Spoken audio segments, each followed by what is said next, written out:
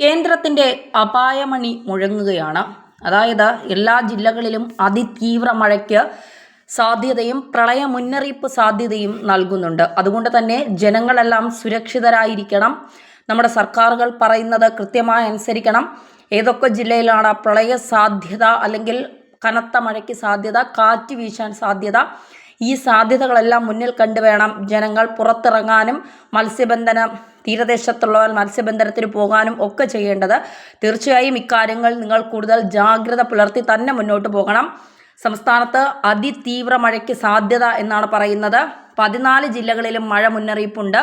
സംസ്ഥാനത്ത് 3 ജില്ലകളിൽ റെഡ് അലർട്ടാണ്, 5 ജില്ലകളിൽ ഓറഞ്ച് അലർട്ടും 6 ജില്ലകളിൽ യെല്ലോ അലർട്ടുമാണുള്ളത്. എറണാകുളം, ഇടുക്കി, തൃശ്ശൂർ ജില്ലകളിലാണ് റെഡ് അലർട്ട്. പത്തനംതിട്ട, ആലപ്പുഴ, കോട്ടയം, പാലക്കാട്, മലപ്പുറം ജില്ലകളിൽ ഓറഞ്ച് അലർട്ടും തിരുവനന്തപുരം, കൊല്ലം, കോഴിക്കോട്, വയനാട്, കണ്ണൂർ, കാസർഗോഡ് ജില്ലകളിൽ യെല്ലോ അലർട്ടുമാണ് കേന്ദ്ര കാലാവസ്ഥാ വകുപ്പ് മുന്നറിയിപ്പ് നൽകിയിരിക്കുന്നത്. പൊതുജനങ്ങൾ ജാഗ്രത പാലിക്കണമെന്ന് സംസ്ഥാന ദുരന്ത നിവാരണ അതോറിറ്റിയും നിർദ്ദേശിച്ചിട്ടുണ്ട്. മഴയ്ക്കൊപ്പം ശക്തമായ കാറ്റിനും ഇടിമിന്നലിനും സാധ്യതയുണ്ട് എന്നാണ് പറയുന്നത്. മുന്നറിയിപ്പാണ്, ഇത് അവഗണിക്കരുത്. 24 മണിക്കൂറിൽ 204.4 മില്ലിമീറ്റർ കൂടുതൽ മഴ ലഭിക്കുമെന്നാണ് അതിതീവ്ര മഴ എന്നതുകൊണ്ട് കേന്ദ്ര കാലാവസ്ഥ അല്ലെങ്കിൽ സംസ്ഥാന കാലാവസ്ഥാ വകുപ്പ് അർത്ഥമാക്കുന്നത്. കേരള, കർണാടക, ലക്ഷദ്വീപ് തീരങ്ങളിൽ മീൻപിടുത്തത്തിന് വിലക്ക് ഏർപ്പെടുത്തിയിട്ടുണ്ട്. കള്ളക്കടൽ പ്രതിഭാസത്തിന്റെ ഭാഗമായി തിരുവനന്തപുരം, കൊല്ലം ജില്ലകളിലെ തീരങ്ങളിൽ ഉയർന്ന തിരമാലയ്ക്കും കടലേറ്റത്തിനും സാധ്യതയുണ്ട്. മത്സ്യത്തൊഴിലാളികളും തീരദേശവാസികളും ജാഗ്രത പാലിക്കണം.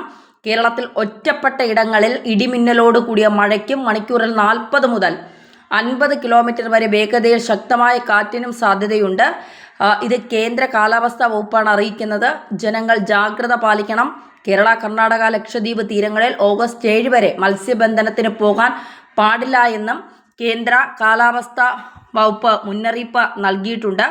അതുകൂടാതെ വലിയ രീതിയിലുള്ള ഇപ്പോൾ ജനജീവിതമൊക്കെ ദുസ്സഹമാക്കിക്കൊണ്ടാണ് കനത്ത മഴ പെയ്യുന്നത്. കൊച്ചിയിലെ ഒരുപാട് സ്ഥലങ്ങളിൽ വെള്ളക്കെട്ടുണ്ടായിട്ടുണ്ട്. കോട്ടയത്തും ഇടുക്കിയിലും കനത്ത മഴയാണ് ജനജീവിതം ദുസ്സഹമാക്കി. സംസ്ഥാനത്തിൻ്റെ വിവിധ ഭാഗങ്ങളിൽ മഴയുടെ ദുരിത പെയ്ത്താണ്. പല സ്ഥലങ്ങളും മഴ രാത്രിയിലും പകലുമായി ഇങ്ങനെ തുടർന്നു പോവുകയാണ്. കൊച്ചിയിൽ വിവിധ പ്രദേശങ്ങളിൽ വെള്ളക്കെട്ട് രൂപപ്പെട്ടിട്ടുണ്ട്. പുലർച്ചെ 2 മണിയോടെ ആരംഭിച്ച മഴ 7 മണിയോടെയാണ് തോർന്നത്. കലൂർ, ഇടപ്പള്ളി, പാലാരിവട്ടം മേഖലകളിൽ ഇതോടെ വെള്ളക്കെട്ട് രൂപപ്പെട്ടു. ജോലിക്ക് പോകുന്നവരും സ്കൂളിൽ പോകുന്ന കുട്ടികളും ഉൾപ്പെടെ പ്രദേശവാസികളാകെ വെള്ളക്കെട്ട് പ്രതിസന്ധിയിലാക്കിയിട്ടുണ്ട്. ചെറിയ ഇടവഴികളിലടക്കം വെള്ളം കയറിയിട്ടുണ്ട്. റെഡ് അലർട്ട് പ്രഖ്യാപിച്ചിട്ടുണ്ടെങ്കിലും വിദ്യാഭ്യാസ സ്ഥാപനങ്ങൾക്കൊന്നും അവധി പ്രഖ്യാപിച്ചിട്ടില്ല. അതുകൊണ്ട് കുട്ടികളെ നിങ്ങൾ സൂക്ഷിക്കണം, സൂക്ഷിച്ചു വേണം പോകാനായിട്ട്.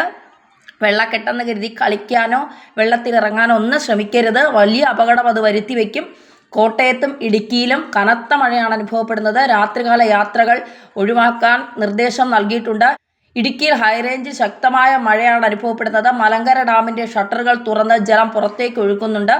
നദികളുടെ തീരത്ത് താമസിക്കുന്നവർക്ക് ജാഗ്രതാ നിർദ്ദേശവും നൽകിയിട്ടുണ്ട്. നമുക്കറിയാം, ഈ മഴയൊക്കെ വരുമ്പോൾ നമ്മൾ ഏറ്റവും കൂടുതൽ ഭയപ്പെടുന്നത് ഈ മുല്ലപ്പെരിയാർ ഡാമുമായി ബന്ധപ്പെട്ട കാര്യങ്ങളിലാണ്. മുല്ലപ്പെരിയാർ ഡാമിന് എന്തെങ്കിലും സംഭവിക്കുമോ, അത് തകരുമോ, വിള്ളലുണ്ടാകുമോ, അങ്ങനെ തുടങ്ങിയ നിരവധി കാരണങ്ങൾ നമ്മൾ ആശങ്കപ്പെടാറുണ്ട്. അപ്പോൾ ചില ആശങ്കകൾ അത് ചില സമയങ്ങളിൽ ഉണ്ടാകുന്നത് നല്ലതാണ്. കാരണം ഒരു ചെറിയ ഭയമൊക്കെ ഉണ്ടായാലേ നമ്മൾ ആ ജാഗ്രതയോടെ മുന്നോട്ട് പോകൂ.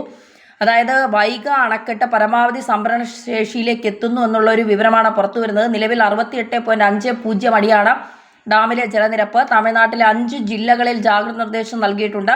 അണക്കെട്ടിന്റെ പരമാവധി സംഭരണശേഷിയായ 71 അടിയിലെത്തിയ ശേഷം തുറന്നാൽ മതിയെന്ന തീരുമാനത്തിലാണ് ഉദ്യോഗസ്ഥർ. മുല്ലപ്പെരിയാറിൽ നിന്ന് കൊണ്ടുപോകുന്ന വെള്ളത്തിന്റെ അളവും തമിഴ്നാട് കുറച്ചേക്കും. തേനി ജില്ലയിലെ കനത്ത മഴയെ തുടർന്ന് വൈഗ അണക്കെട്ടിലേക്കുള്ള നീരൊഴുക്ക് കൂടി. വൈഗ അണക്കെട്ടിലെ ജലസംഭരണം 1-2 ദിവസത്തിനുള്ളിൽ പൂർണ്ണ ശേഷിയിലെത്തുമെന്ന് ഉദ്യോഗസ്ഥർ പറയുന്നുണ്ട്. സാധാരണ വൈഗ അണക്കെട്ടിലേക്ക് വരുന്ന വെള്ളം 69 അടിയിലെത്തുമ്പോൾ ഷട്ടർ തുറന്ന് നദിയിലേക്ക് തുറന്നു വിടുന്നതാണ് പതിവ്.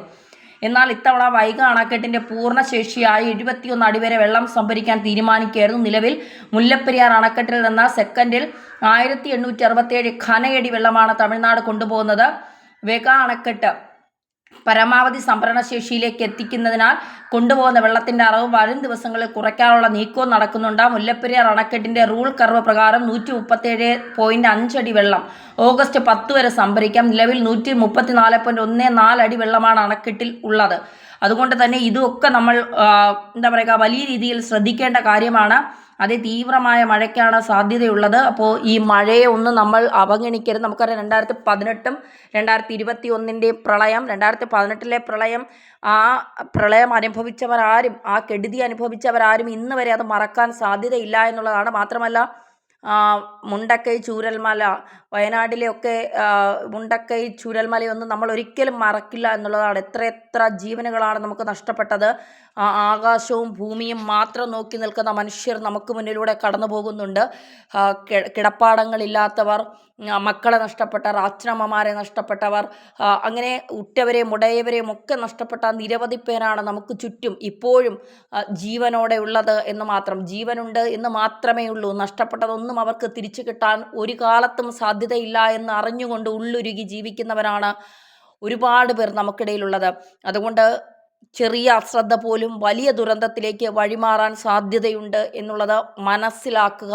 ജാഗ്രതാ നിർദ്ദേശങ്ങൾ, അതായത് red alert, yellow alert, orange alert ഒക്കെയുള്ള സ്ഥലങ്ങളിലുള്ളവർ ജാഗ്രത പാലിക്കുക. ഇനി അതല്ലാത്ത സ്ഥലങ്ങളിലുള്ളവരും, കനത്ത മഴയാണ്, ശക്തമായ കാറ്റാണെങ്കിലൊക്കെ ഈ വൈദ്യുതി കമ്പികൾ പൊട്ടിവീഴാൻ സാധ്യതയുണ്ട്. അതുവഴി ഷോക്കേൽക്കാൻ സാധ്യതയുണ്ട്. ഈ വലിയ വെള്ളക്കെട്ടിൽ വീഴുന്നു പോകാൻ സാധ്യതയുണ്ട്. അപ്പോൾ കുട്ടികളൊക്കെ പുറത്തിറങ്ങുമ്പോൾ ശ്രദ്ധിക്കുക. മുതിർന്നവരായാലും രാത്രികാല യാത്രകൾ, ഈ മഴയത്തൊക്കെ യാത്ര പോകാൻ ഇഷ്ടമുള്ള ഒരുപാട് പേരുണ്ടാകും. അവരൊക്കെ തൽക്കാലത്തേക്ക് അതൊക്കെ ഒന്ന് മാറ്റിവെക്കുക. യാത്രകൾ നല്ലതാണ്, അതൊക്കെ ശരിയാണ്. പക്ഷെ ഒരു ദുരന്തം വരുമ്പോൾ അത് നമ്മൾ ചിലപ്പോൾ സർക്കാരിൻ്റെ തലയിലേക്ക് കെട്ടിവെക്കും. ഇവിടുത്തെ സർക്കാർ കേന്ദ്ര സർക്കാരിൻ്റെ തലയിലേക്ക് കെട്ടിവെക്കും. കൃത്യമായ മുന്നറിയിപ്പ് നൽകാത്തത് കൊണ്ടാണെന്ന് പറയും. ഇങ്ങനെയൊക്കെ പരസ്പരം പഴിചാരാനേ അവരെ കൊണ്ട് കഴിയൂ. നമുക്ക് എന്തെങ്കിലും ദുരിതം വന്നാൽ അത് താങ്ങാൻ നമ്മുടെ കുടുംബത്തിലുള്ളവർക്ക് മാത്രമേ കഴിയൂ എന്നുള്ള ഓർമ്മ നിങ്ങൾക്ക് എപ്പോഴും ഉണ്ടാകണം. പ്രളയമൊക്കെ വന്നാൽ, ഒരു പ്രളയമൊക്കെ അതിജീവിക്കാൻ ഇനി കേരളത്തിന് കഴിയില്ല എന്നുള്ളൊരു യാഥാർത്ഥ്യ ബോധത്തോടു കൂടി വേണം കേരളത്തിലെ ജനങ്ങൾ മുന്നോട്ട് പോകാൻ. അല്ലെങ്കിൽ അത് വരുത്തിവെക്കുന്ന വിന വലുതായിരിക്കും. കാരണം മഴ നമ്മൾ പിടിക്കുന്നിടത്ത്, അല്ലെങ്കിൽ നമുക്ക് പിടിച്ചു നിർത്താൻ കഴിയുന്ന ഒരു സംഭവമല്ല ഈ മഴയും കാറ്റും, അതിശക്തമായ കാറ്റും പ്രളയവും എന്നൊക്കെ പറയുന്നത്. ഒരിക്കൽ മന്ത്രിമാരുടെയൊക്കെ ബുദ്ധിശൂന്യത കൊണ്ട് ഷട്ടറുകളൊക്കെ തുറന്ന് പ്രളയം ഇവിടെ ഉണ്ടായതൊക്കെ നമ്മൾ കണ്ടതാണ്.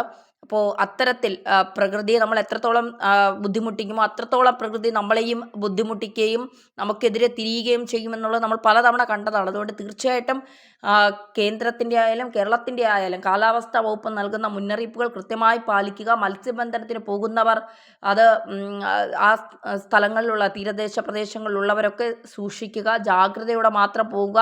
മത്സ്യബന്ധനത്തിന് പോകരുത് എന്ന മുന്നറിയിപ്പുണ്ടെങ്കിൽ തീർച്ചയായിട്ടും പോകാതിരിക്കുക. ജാഗ്രതയോടെ കൃത്യമായി കാര്യങ്ങൾ പാലിച്ച് മുന്നോട്ട് പോയില്ല എങ്കിൽ വലിയ അപകടങ്ങൾ ഉണ്ടാകും എന്നുള്ള കാര്യം ആരും മറക്കാതിരിക്കുക.